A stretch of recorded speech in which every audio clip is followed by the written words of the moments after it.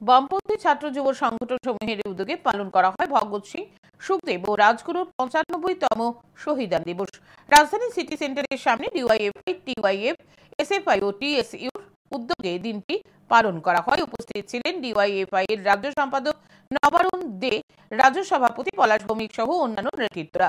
উপস্থিত সকলে শহীদদের প্রতিকৃতিতে ফুল দিয়ে ওনার প্রতি শ্রদ্ধা নিবেদন করেন। ডিওয়াইএফআই এর রাজ্য সম্পাদক নবারুণ দে জানান, দেশের 3 বীর বিপ্লবী ভগৎ সিং, সুখদেব ও রাজগুরুর 95তম শহীদান দিবস রবিবার। 95 বছর পূর্বে তাদেরকে ফাঁসিতে ঝুলিয়েছে ব্রিটিশরা। তিনি এই দিন অভিযোগ করেন, দেশে সাম্রাজ্যবাদ মাথা চাড়া দিয়ে উঠেছে, সাম্প্রদায়িকতা গোটা দেশকে গ্রাস করার চেষ্টা করছে।